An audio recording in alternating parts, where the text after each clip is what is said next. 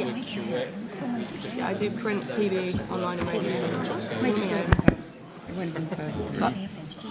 Yeah, I used to work for a company in London. Hi guys, welcome to panel number 4, Building the Buzz and Building the Dream Team. I'm Nick Tarbit, senior lawyer with CML Media and Entertainment Lawyers and director of Integrity Records, small independent label this year celebrating our 20th birthday. We're going to look with you today at the options for the traditional route of artists trying to sign with a label and the more modern approach, the newer approach of building a team of individuals, whether it be PR, manager, agent, around a band rather than effectively delegating that to a team within a bigger record label. I'll start by introducing the panel. On my immediate left is Lisa Portman, with over 20 years in the industry, beginning as one of the first talent scouts and working for major record labels, doing TV and radio promotion for some household names such as U2, Depeche Mode, The Cure, George Michael, and many more. Lisa was promotions manager at Virgin Records, working with some huge international names like Lenny Kravitz, Mariah Carey, and Janet Jackson. She also spent best part of a decade with none other than Mick Jagger, touring with the Rolling Stones on their 40 Licks tour, and was exec producer for the Greatest Hits album. She's currently working with Will Young and a number of other well-known artists in an advisory capacity, and we'll have a lot of interesting stuff to share with you today.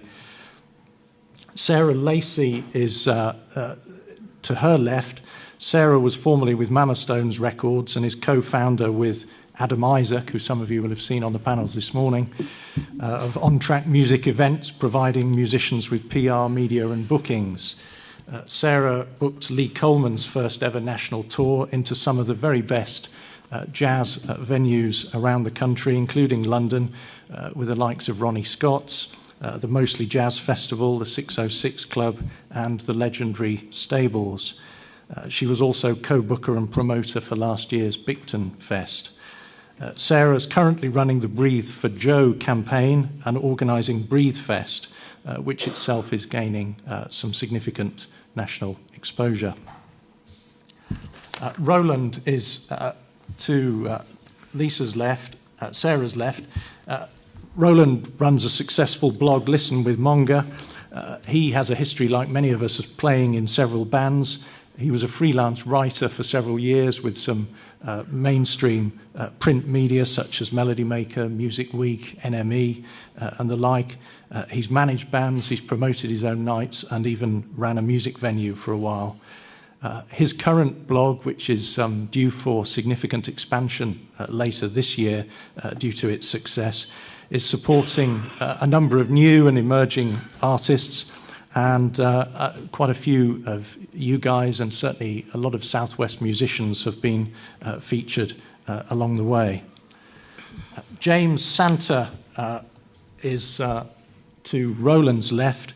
James presents and produces the BBC Introducing in Devon show, which goes out on BBC Radio Devon every Saturday night.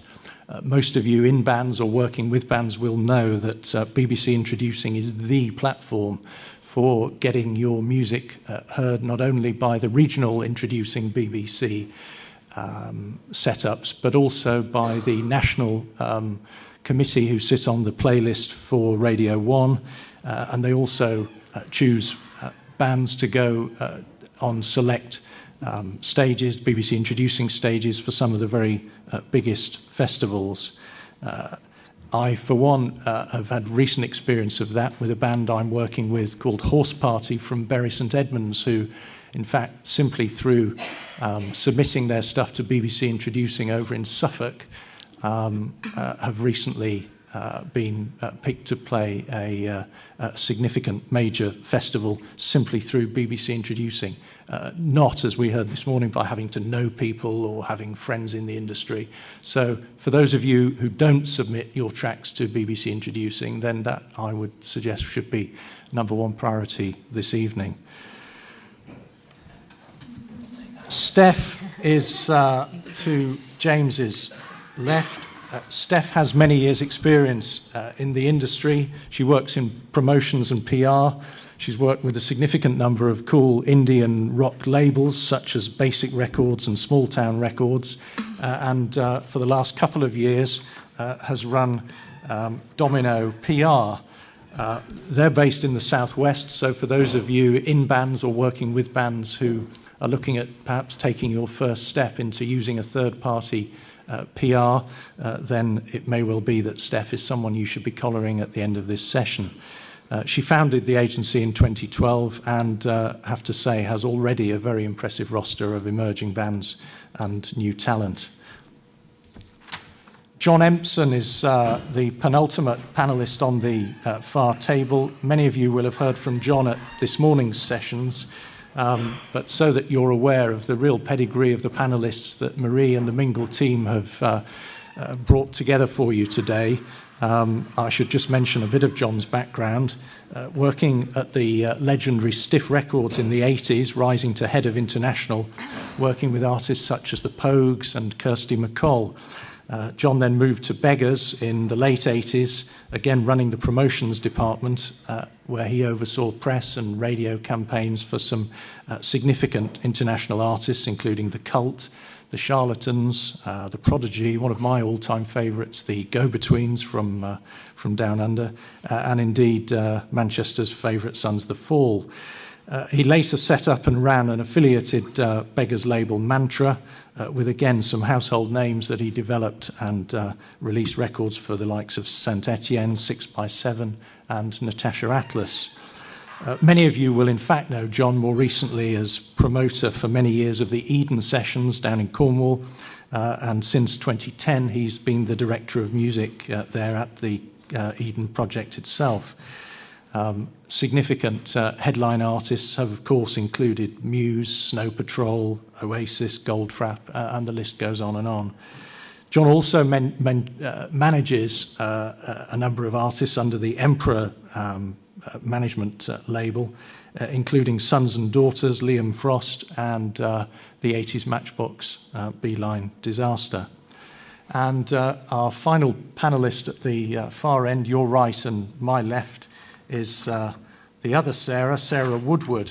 Sarah began her career in the classical side of the industry with the award-winning label Romophone and a renowned string label Biddulph Recordings.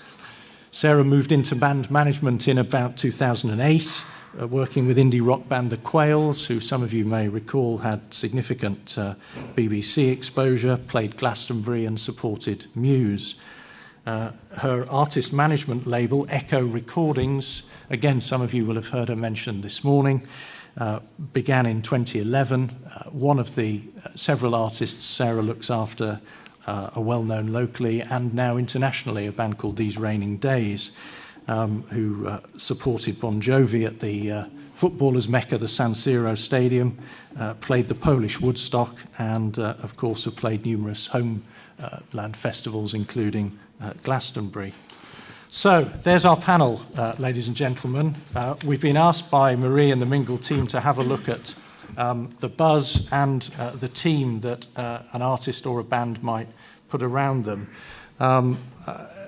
Plainly, the buzz starts in the local area, and we've touched in some of the panels this morning about gigging in the local area and creating a good reputation, not only earning your spurs in terms of your playing and performing ability, but getting a good reputation locally. And I'd like to hand over to the guys and ask initially if they've got any tips for you about how people can break out of that local scene. I don't mean, of course, to exclude it, but how they can get beyond the local scene to create a new audience. Sarah, can I go to you at the far end? And how do you help the artists you represent break out of their hometown or regional scene? Well, I think somebody just mentioned, obviously, BBC Introducing can help you a lot. Uploading your tracks to BBC Introducing will hopefully, get you noticed more sort of more nationally. If you're lucky, you might get some BBC airplay out of that.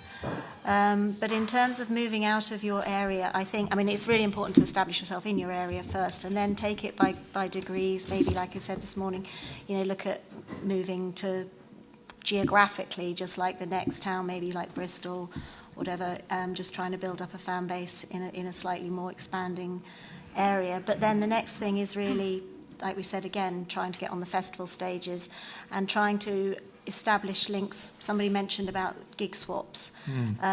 Establish a link with a band in another town or maybe even another country, and look at maybe trying to get a support slot with them and then offering them a support slot in your area so that you can actually exchange fan base. And we've done that quite successfully with a number of bands. And like we said again this morning, it's not about competition, it's about being nice about other people and they'll be nice about you. So, on our Facebook, we've got a few bands that we will regularly champion and talk about, and they'll do the same for us.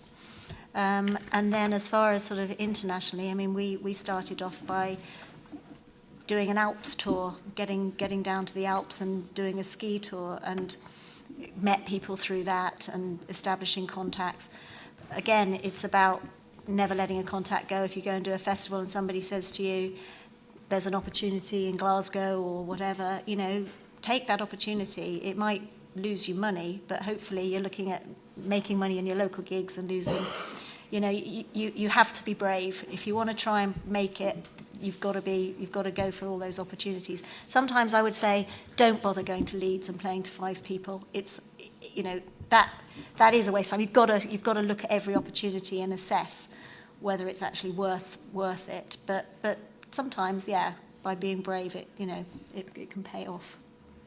Sarah, the other Sarah, can I come to you? When you were booking Lee's first tour and you were looking to bring him to more national, give him more national exposure, how or what do you think made a difference when you were trying to do that would make someone take a punt on him?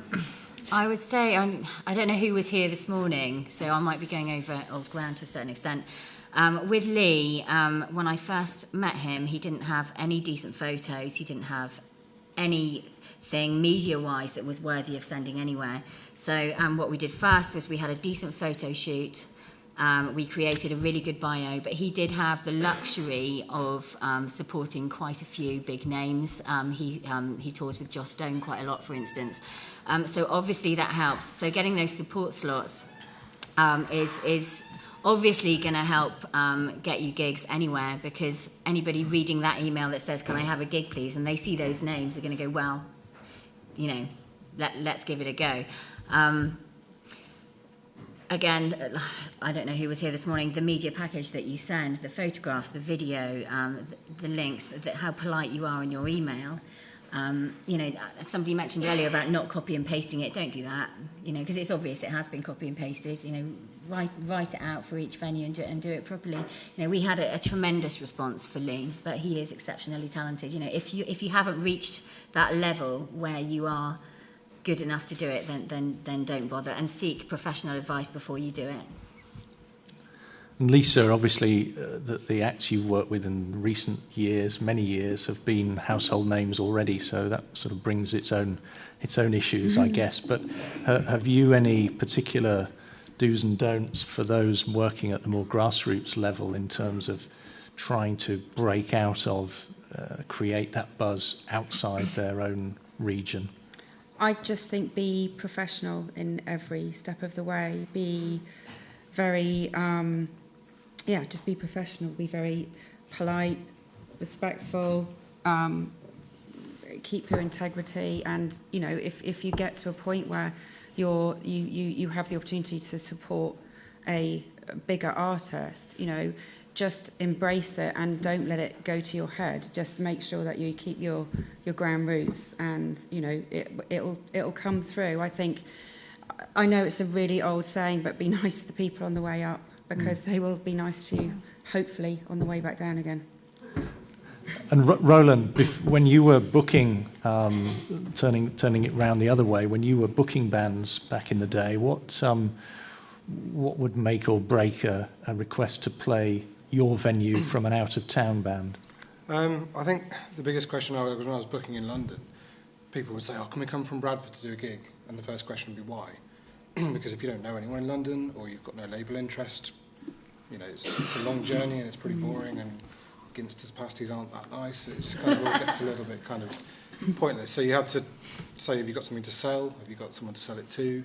You know, it sounds a bit corporate-y, and we occasionally would take risks on bands that were just that good that you had to have them down. Say we were the first people to bring them to London and have them on for a show. But anywhere you're going, just think to yourself, why am I going there? Is it just because it's somewhere else, or have I got a reason? Have I got a fan base? And from a blogger's point of view, that's a great way of doing it. You can reach out to local blogs and local scenes, or internationally. I have a lot of stuff coming from Canada at the moment. Don't know why. Never been there. Don't know anyone in Canada. But they seem to be sending me a lot of stuff, and the more reviews I do with Canadian bands, more other bands are going, "Oh, can you review us? Can you review us?" And then suddenly my blog is now popular in Canada for no good reason. So, you know, you can pick and choose the way you do it, but do it for a reason, not just because you think London's paved with gold or Manchester's the coolest place or whatever it might be. And part of the buzz beyond playing live is, of course, getting reviews on blogs like yours. So if I can just stick with you for a sec, what are your top 3 do's and don'ts for the guys when they're submitting stuff to blogs like yours and music websites? My biggest pet peeve at the moment is bands saying, "We've got an album out, here's a track from the album, can you review it?" And I always put it down to saying, if you went to, I don't know, a top restaurant, they wouldn't give you the veg and say, "Can you review the whole meal?" It's just impossible to do. So that's one thing that I really, really hate. One thing is sending no information at all. Here's our album. What are you called? Where are you from? Don't need everything. And almost against what you were saying, I don't necessarily like to know who they've supported in the past, because I prefer to look at the bands and the merit of the music, not which support slots they've got, because that could just be that they've got good contact or that they work at the venue. Could make no difference on the quality of the music. And the other thing is send it out in good time. Don't say our album's out today. Can you review it? It doesn't really help to build the buzz. You know, if you like we're talking about now, if you want to get some swell going before the album comes out, the single comes out, give it 5 or 6 weeks. Send it out in good time so that you've got time to let it sink in, listen to it a few times, and really form an opinion. Those would be my big 3 things. Okay. And James, I mean, BBC Introducing can play a massive part, as we all know, in helping create that buzz for a band. What do you look for? I mean, I'm guessing you get hundreds of submissions that you don't have time to play in your 2-hour slot each week. What makes or breaks a submission to you?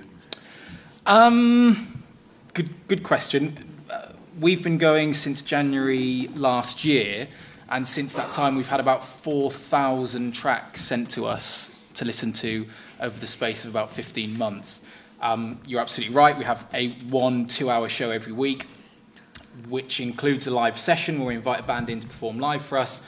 So within those 2 hours, we get the chance to probably play 12 songs a week compared to the 4,000 that are sent to us.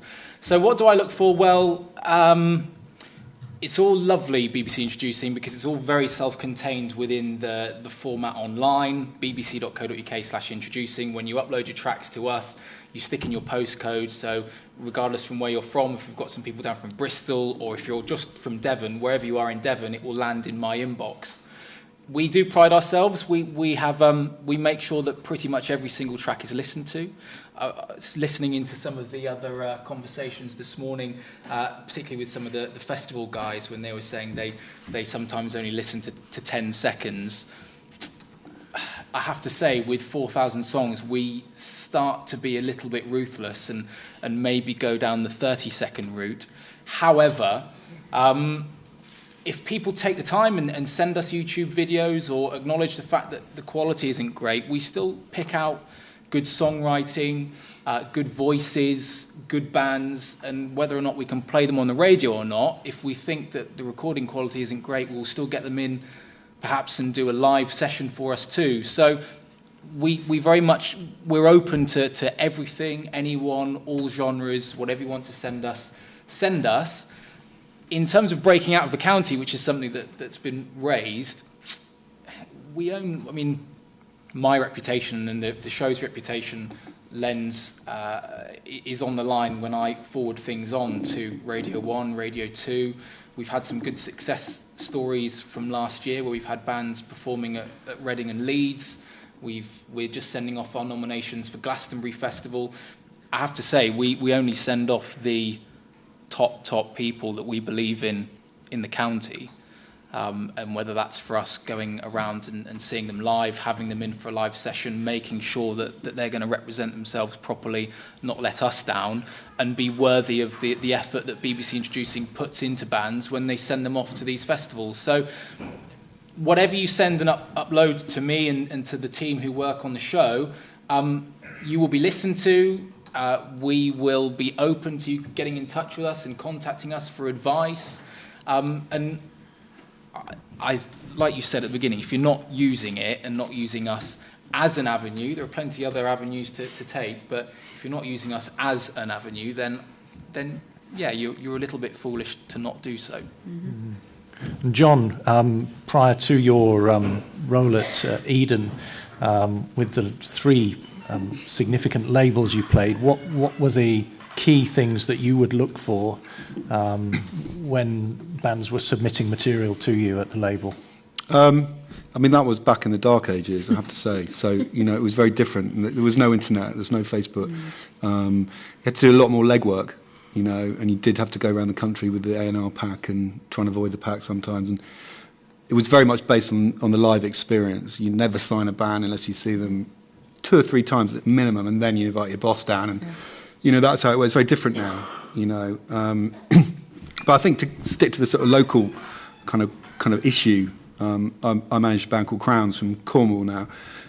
They came to my attention through a local journalist, and I've always sort of believed in this, that if you're good in your local area, the people that matter will find you. You'll do a good gig in Exeter, and the local DJ or the local journalist someone will tell them they're good, and they'll come down, and they'll have connections, and that's exactly what happened with Crowns. So Jackie Butler, who happens to be the mother of one of the members of the band, but nevertheless, she was a contact of mine.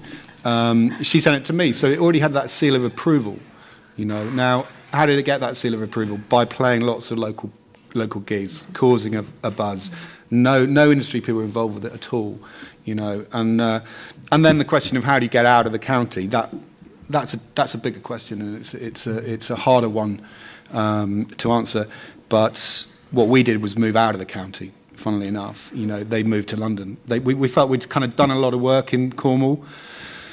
You can't play every show in Cornwall. It's very difficult to get industry down to Cornwall. Whatever they say, it really is. You know, Exeter's a long way, Cornwall's even further.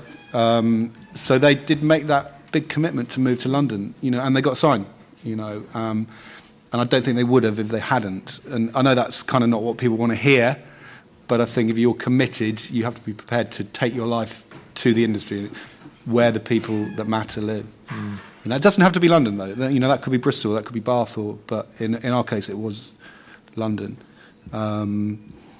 So, yeah, I think do as much work as you can early on in your locality and get noticed that way. That would be my biggest advice, you know, because if people in your local village or the local town don't like you, then no one in London's going to like you, you know, really. You know, they're going to be much more supportive of you in the early days. And Steph, when a band pitches to you and says, we'd like you to do our PR, and you've got to make that tricky decision, do I take them onto the roster or not? What sort of things can bands and singers and artists do to make it, A, more likely that you'll take them onto your roster, but B, make your life easier in terms of trying to promote them and sell them to the wider media? I think you like photos for one, because I mean the amount of people that contact me and have nothing in an email. So it's like the first thing I reply would be, I need photos, I need a YouTube links, I need anything that you've actually done and achieved within the last 12 months. Because if you haven't got anything there, I can't look to see if I like you or not, for starters. I don't normally take on anything that I don't like, because I just don't see the point in promoting something that I don't believe in. Because I mean, I think I'm at the level at now that if people are going to listen to me, I feel like I'm quite low on the ladder compared to obviously Roland, you know, how high you people are over there. So I feel like I'm kind of down here a little bit. But I think that for people to listen to that from like rock sound and people that I pitch to on a daily basis, I feel like I can only take on 1 or 2 in a print stage, and it has to be 3 months before, because there's no point, because they have long lead times, print have long lead times, and you need to pester them for ages, pretty much. They kind of get sick of you else. And I think you have to have things like that in mind before you even contact a PR agent, because there's no point if you haven't got anything there, then there's nothing that we can work with. That's right. So the other significant issue that Maria's asked us to have a look at today is the idea of an artist or a band trying to build a team, so there are sort of satellite agencies and individuals around the core band or the artist, rather than simply saying, I want to sign to a record label along the traditional model. Sarah, I know you have direct experience of doing just that, building a team. Yeah, sorry. What can you share with us about that? I mean, when would you say a band is ready to make that sort of approach, and how do they go about it? Well, I mean, everyone in the industry now does this thing about, you can do it for yourself. You can get out there, you can do everything for yourself. And in the early days, you've got no choice. You have to do everything for yourself. And you really should be. And like we said again this morning, you should be working, all of you, the artist, if you've got a manager, but the whole team, everyone should be working really, really hard. But then you find you get to this point where, I mean, as an example, if you want to pitch for a stage at Glastonbury, you might know somebody and you might be able to go in through a route. But if you want to go and play at one of the bigger stages at Glastonbury, you go on to the website and it will say, if you have an agent, you know what to do. If not, enter the emerging talent competition. Now, we all know there's probably 11,000 bands enter the emerging talent competition and 10 will get through. So it's, your chances are no better than doing the lottery, really. But so there's still this sort of closed shop in the industry where they tell bands you can do it for yourself, but when they get to a certain level, it does become a lot more difficult. So at that point, you do need to start reaching out and trying to build that team around you. And at the end of the day, you can't be good at everything. And a lot of the people, like agents or PR companies, are very, very good at what they do, and they specialize in that area. It's important to get the right people for your genre. Make sure that if you're getting a radio plugger, for example, don't get somebody who's plugging folk. If you're a rock band, it's not going to work. Make sure that they've got they can get to the right people. But it takes a lot of time, a lot of hard work, and again, like we said this morning, it's all about contacts. It's about wherever you are. Just if somebody says they like you or whatever, take that card. Follow up with it later. You never know. I mean, we did when the guys played in the Alps last year, the BBC were filming a ski competition. They came in after the gig, and one of the producers said, I really like this music. I think I might be able to use this in the Winter Olympics. And a year later, I sent several emails over the year, and a year later, on the morning of the Winter Olympics, I got an email saying, if you can clear this song in an hour, we will use it in the Olympics. And that was a question of literally sort of just never letting go. Okay, yeah, absolutely. Right. But going back to the team, I think, that you don't need it to start with, you just got to do it for yourself, but there will come a point. And of course, then you've got the budget implications as well. I mean, an agent, you don't need money to employ an agent, but you do to employ a PR company. You might look at private investment, you might look at grants. I know Chris is here somewhere from DTI. They can be very supportive. The PRS Foundation, there are ways. It's not easy, but yeah. John, I mean, do you prefer, with the artists you represent through Emperor, do you prefer the traditional label model, or do you have some of those artists where you look to build an independent team around them? I think Sarah's right. You're kind of forced into it to begin with. You've got to start from the ground up. So you're by nature doing it yourself. I've put quite a few records out on my own label and other sort of startup labels, and it's quite a depressing way of doing it, I have to say. You see the money that comes in, and it's there's none in it. You know, you have to look at it as going on to rung one of the ladder. You know, and I think this is an important point, that you need to be strategic about what you do. You need to build the right team, but you also have to keep momentum up. So whether that momentum is playing to 5 people and then 10 people, you know, or 10,000 to 20,000, it's still going in the right direction. And people want to see that, and labels want to see that. A lot of people work in percentages. You know, how much of your Facebook likes gone up in the last month. You sold 100 records on your first release, you sold 200. You know, that's what you've got to maintain, because once it goes in the other direction, you're over. You know, so I guess the point is, don't go too early. You know, don't try and get on big festivals that are unrealistic. Don't go to A&R people until you're fully formed, because they're going to want to see, they pretty much want to see on the cover of the NME these days. But you know what I mean? You are going to have a good press pack. You're going to have to play some good gigs. You've probably got to have an agent. You've got to have a decent manager. So I think it's been really realistic from day one, and having a strong plan, and that plan could be a 5-year plan, and you need to stick to that plan. And also knowing when to say no, because a lot of idiots will come up to you and say, will you do this, will you do that? And you have to say, well, what am I going to get out of it? You know, because, you know, you've got to maintain that control and integrity, and, you know, that's really important as an artist. Lisa, I mean, in artist promotion and artist management, with the experience you've got, I mean, what at a more grassroots level, what should artists and bands who've got that buzz and are looking to make that step up, how should they go about, or how can they best go about appealing to a management company or a larger management organisation? Well, I think like everybody said here, you've got to, you know, make sure that you've got a good package, make sure you've got experience on the live side. If you've got tracks, make sure that they're in a great state so that they're able to be, you know, seen, because like, you know, A&R people, agents and managers, they all get sent stuff in all the time as well. They, you know, people do kind of go in and look at who's around in the area and who they can reach out to. And I think it is getting a good package together and making it a viable commodity for an agent or a manager to want to get, because they're going to be investing in that artist or that band, and it's their rep on the line, you know, as much as it is, you know, for that artist. So I think it's really important to have, like you say, get on that rung, keep persisting, build yourself up. If you play to 10 people and then it's 20, or you sell, you know, like John said, 100 records or 200, keep doing it, because at some point you will catch the eye of a manager or an agent who will then say, right, okay, we can move on with this and we can get going. And Sarah, what do you and Adam look for as key when you're looking at potential acts to work with at On Track?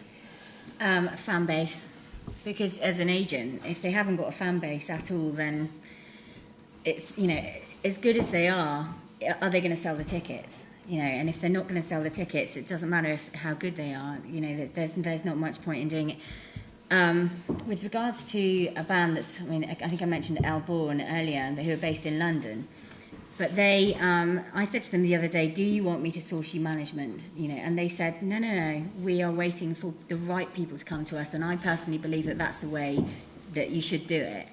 So they're selling out every single big venue in London. And there's queues down the street. Yet they've only been going 7 months. And they are waiting for those labels and that management to come to them. You know, and yes, they've been offered numerous deals, but they've said no because it's not the right deal. So even if you get offered a record deal, it doesn't mean it's the right one. I mean, do you think there's still a place for the smaller record labels, the indie labels? Do you think they've still got a role? Definitely. Yeah, sometimes they have the cooler bands as well. I mean, James, do you look at bands who submit to BBC Introducing, and will you, if you give all bands, let's say, your 30-second minimum, if a band comes through an existing label, even a small one, will you maybe give it 60 seconds because of that, or does that not count? The 30-60 thing is kind of irrelevant. I will try and listen to everyone's music as best as possible. Sometimes you can just tell if it's terrible and it's not worth listening to, which is great for me because it just means I can move on. I'm kind of outside of this industry massively, and being here and listening to what everyone's got to say on stage and knowing many of the people in the audience. I mean, I really sympathise. It sounds bloody hard. It sounds really, really tough. We kind of work independently from people having management and whatnot, and actually very rarely do I encounter bands and musicians who have managers. If they're the right manager, such as Sarah, she will work brilliantly with that band and myself in kind of nudging me in the right direction, and I use the word pester, but in a good way, because I do believe you should constantly be in touch and be in dialogue with people, because many people up on this stage and around the industry will have lots of emails and won't get back to you straight away. So the gentle reminders are really, really important. But we work outside of management labels and PR companies. If a song is good, we will play it. If a song is really good, we will send it to Hugh Stevens, we will send it to Radio 2, we will send it to the team in London who book the stages. Just on the topic of management, though, I think there are a few decent people who listen to BBC Introducing shows across the country and keep their eye on what's going on. I've been contacted before by artists who said off the back of a play on the radio, they've been contacted from then by companies, by management and by PR people. Whether they were the right people or not, I don't know, and that's up for them to decide. But for BBC Introducing, it's very, very separate from this kind of corporate music industry world, as it were, in that we can just deal with the music. But it can help, potentially, to get you into a position where you are dealing with these kinds of people. And I think I'm quite honoured to be on the same stage as the likes of John, for example, because we talk about his gigs and his venues and his festivals all the time. And even he's given BBC Introducing the time of day and asked for some suggestions for Somersault from us. So I hope he'd agree that BBC Introducing is important, as I know everyone else here does. And I am also looking across what Sarah's doing and what she's promoting at the local venues, what gigs I can go and see, what Roland's been blogging, because I really respect what he's been doing. But yeah, we kind of work away from that side of things. But what I would say is if you have got a team of people behind you and we are sending things up to London, and that buzz that you've created with PR companies and management is filtering through to those people already, the fact that we are also giving you our blessing can only help. People are attacking them from two angles, and that can only help, I would suggest.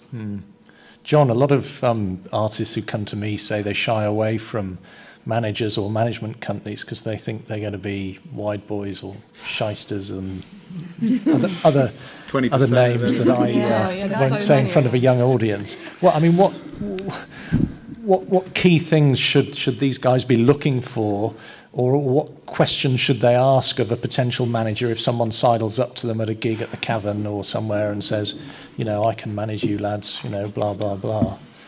Yeah. Well, you've got to ask what can they do for you that you can't do for yourself, and, are they going to be worth 20% of your income for the rest of your career or until you fire them?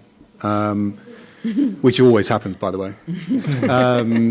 Every manager's always been fired. But yeah, you need to get to that stage when you're ready to go to the next level. So your manager's got to have connections. He's got to be able to get you the team. You can't build a team yourself, probably. So he needs to know all the PR people. He knows everybody in the industry. He needs to know agents, and he needs to have a strategy. He needs to probably have done it before. A lot of bands will take a mate out because he's really into it and he's, really passionate, but he doesn't know anybody. So it's kind of, there's exceptions to that rule, of course, but because passion is a big part of it, because the manager's not going to get rich quick either. So it's bringing in a member of the family. You are, as important as every member of that band. One of the things I would say, which is, slightly weird, but a lot of our business does get done at the bar. It really does. And I think if you go to the gig or you go to a festival, hang out at the bar, meet other bands, meet people in the industry, buy them a drink, have a laugh. It does count for quite a lot. This industry can be quite po-faced sometimes. Certainly a lot of the connections I've made have been at bars. I don't know what that says about me, but so true.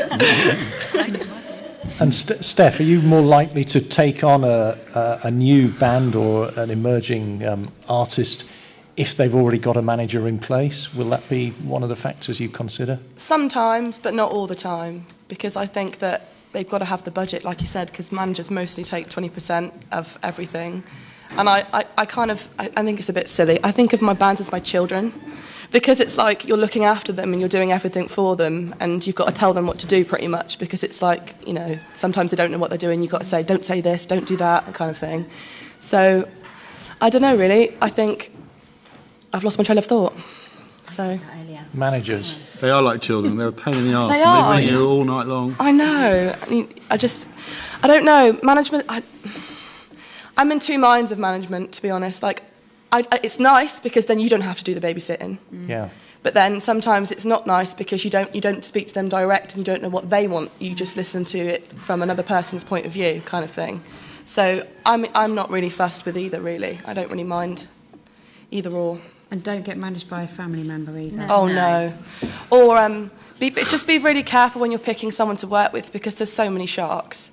The amount of people that I've spoken to who I've taken on recently have spent a fortune on paying for people and not actually looking into what they're doing.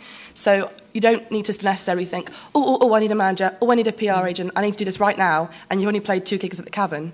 You know, you need to genuinely think and sit down and think, what have I done? When are we going to be able to do this? When should we actually look to getting somebody else to help us with this? Because, yeah, you might have money that you've saved to do it, and just imagine how you'd feel if it all failed after you'd spent all that money. The amount of people, I feel so bad for them, and I've just done things, literally, that I've had a band recently that I've worked with who got promised the world and didn't get anything at all out of it. So just because I felt sorry for them, I sent and got their video on Crying TV, just because I feel like that's just, you've got to keep the morale up of the band, because they're so passionate and they're so good at what they do. I feel genuinely bad for the experiences that some people have had. So I would say be careful with who you're working with before you push forward. Okay. Definitely. And if anyone comes up to you with a contract too early, don't go with them. Get a solicitor to look over contracts before you sign anything, because the amount of bands that I've split up over a 10-album contract is ridiculous. So, like, get someone to read it through, and that's not your dad or your mum. Go to someone professionally who knows what a contract is before you sign anything. Yeah. So I've asked enough questions. I wonder if we've got someone with a roving mic, and we've got another sort of 8-10 minutes with these guys, whether there are any questions from the floor. No. Hi. This is the third time in panel discussions that we've heard press packs mentioned. I don't know, there's probably quite a few people in here actually who think, what the hell's a press pack? Or what makes a good press pack? Good question. Is it electronic? Is it three-dimensional? Everything works electronically these days. They used to have, I still get sent stuff through the post when I used to work for Hit the Floor magazine with promos, and it's like, it's just cheaper for the band to have it electronically now. I send everything electronically because it's just quicker. But with some labels, if you go on the website, they will say if they will receive it electronically. A lot of them won't. Yeah. So quite often you'd have to literally send it in the post. So what is it? Again, it's going back to the same stuff that I feel like I'm repeating myself a bit, so I do apologise. So photos, video, quality photos, not Instagram, not something your mate's done. High res, good quality photos. They are worth their weight in gold. Okay. Good bios, not too long, don't gibber, keep it interesting. You know, these people read these things 24/7. Keep it entertaining. All your links to absolutely everything. If you're sending it electronically, whatever. If you're sending it in the post, imagine that stack of records or stack of CDs. I mean, Lisa will explain this more than anything. On that label's desk. You know, what's going to make them listen to you? So you can make it interesting. They're going to get 1,000 brown envelopes. What's going to make yours stand out? Because there are weird and wonderful ways of doing it where they're going to go, that is brilliant. And they will open it. And don't put anything dodgy in it. Don't put anything dodgy in it. I got hot sauce once, though. You got what? Hot sauce. I thought it was amazing. You know, Heaven's Basement, they sent out a press pack and they had hot sauce, Heaven's Basement hot sauce, and they give you the Heaven's Basement challenge, and you had to, like, eat the sauce and film it and then put it on the website.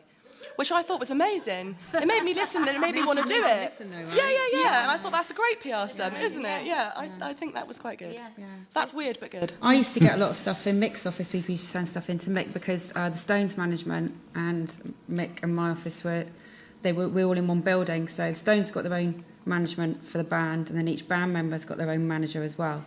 And so we used to get some really random stuff sent to us, not just underwear, but I think we've had somebody's teeth, and yeah, it was all. But those kind of things, you open up and you think, oh, you know, like this. But if, like you say, keep it eye-catching. It doesn't have to be a gimmick, professional, but keep it eye-catching, simple, and really just looking very classy. People often ask what the difference is between your press pack and your website as well, and we've got obviously a website, but we also, our EPK, our electronic press kit, is actually password protected because we've got a link to unreleased material, videos that maybe aren't ready to go, and like you say, every festival you play will say, send me your high-res photos, send me your biogs, send me your tech spec. And if you've got that all in one place, you can just send them a password-protected link. It's all there for them. You haven't got to go to all the trouble and effort of preparing that every time. You just know that all that information they want is there. But it is really good if you've got it password-protected, because you don't want every fan necessarily being able to access all of your material, but you do want it available for festivals and promoters and reviewers. Labels like to see stuff like that. The website is so organised. Like what Sarah has just said is brilliant. You know, to have that press pack ready to download for the press, for the media, you know, just with a password. So that, and also it means you don't have to keep sending it out. You know, they can just go and get it. And you can update your biog, and you know that one update is going to go to everybody. And every time you know, everything it's so much simpler. I think it's worth saying as well that really take some time over what you write in your bio, because if you do become successful, that will be repeated in the press for the next decade. Absolutely. You know, I used to do press for bands at Beggars, and we made a few stories out in the past, I have to say, and they've been repeated. They've become part of rock and roll folklore, and they were completely untrue. So, you know.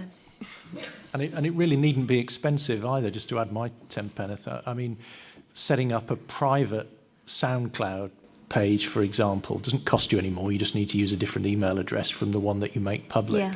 And a lot of artists or even labels like we do, when we're submitting stuff to national radio, we'll send them, we know certain producers will want a CD, others won't. So we send them a link to a private SoundCloud where they can download a WAV, you know, a high quality audio file, and Radio 1 producers will accept that and the like. Obviously you don't want that in the public domain, so you keep it separate, and you make sure it's marked, you know, not for publication. It all takes a bit of time, but at least it can be done. It's worth it. Can be done cheaply. You know, you're not paying out on hundreds and hundreds of CDRs and lots of glossy photographs. You just need a link to where they are, as the guys say. Can I ask who's in a band here, or like is a musician? Good. Wow. Great. Wow. That's great. So running through all the social media things that you guys can do, how many bands here think they've done everything they can with the social media side of things? Interesting. Okay, that's great. So can I ask what you've done? Twitter accounts, Facebook accounts, SoundCloud links, a website page, all the links on the website page, all the links linked up to all the different sites. That's great. It is so important, and in this day and age, that's one thing the labels will look at. And the amount of bands, including some of the bands I work with, you know, they don't have the Instagram, the Twitter, the Facebook, the SoundCloud. And it is essential. I mean, a perfect website for me to look at is These Raining Days. They've got it bang on because Sarah is a good manager. Because would they have done that themselves? I can't comment on that. Can I just say there's one thing that we haven't touched on? I'm sure all the panellists would agree with this. And all of this is massively important. But the most important thing of all, really, is the song and the songwriting. There are loads of great artists in this world, loads of great singers, loads of great bands. But there aren't as many great songwriters. And if all of that other stuff is not in place, and I bet James maybe would agree with this, that if he gets sent a link to a song that blows you away, you're going to look past all of that other stuff and you're going to give it the time of day. Totally. And, you know, it's like, you know, if you've got that, I don't know, Bastille's Pompeii or One Republic's Counting Stars or, you know, Kings of Leon's Sex on Fire, whatever it is, that song is going to get you noticed. And it's really important to spend as much time as you can crafting your songwriting. If you've got a song you think is great, go back, look at it again, you know, are the rhymes obvious? What have you done? You know, have you really...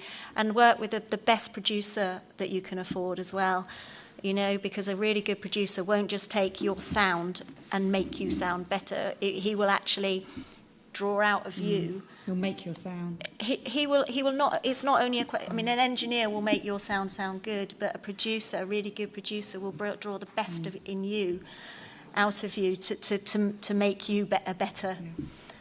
artist. And I just think that's, you know, that's the most important thing. And it's sort of, we're all here, like you said earlier, because we're passionate about music. And that's, you know, that's the bottom line, really. That's the songs and the music.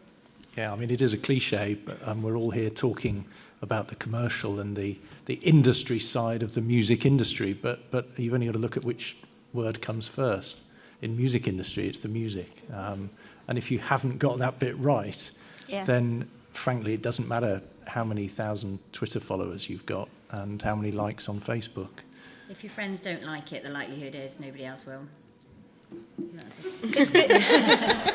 It's true. But it's also important to have a few friends that you really trust who will be honest with you, because your friends are always going to say, wow, that's amazing. Yeah. And actually what you need are 3 and 4 people. And, you know, a manager will say,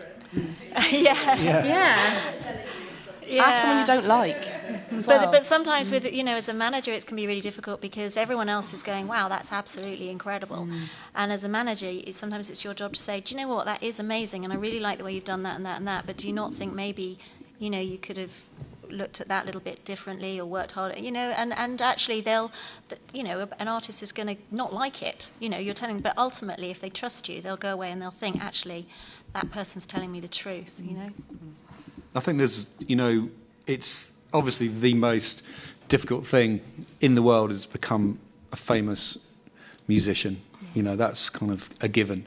And if you're great, you'll get noticed, but there are lots of ways you can help yourself along the way. And that's the key. That's what people on this panel can advise people. You know, if you're Bob Dylan, you know, you're going to be successful anyway, but you might be successful a little quicker, and it might be a little easier route if you take a bit of advice along the way. You know, there's no right or wrong way of doing it, but, you know, people can advise you and, you know, advise you against pitfalls. Thanks, John, and thanks to the rest of you. We're going to take, I think, a short break now, and then Matt Booth will be back with the 5th and final panel, which is Show Me the Money, certainly one I'm looking forward to. I've waited 20 years running a label. I'm still waiting for someone to show me the money. So thank you for attending today, and... Yeah.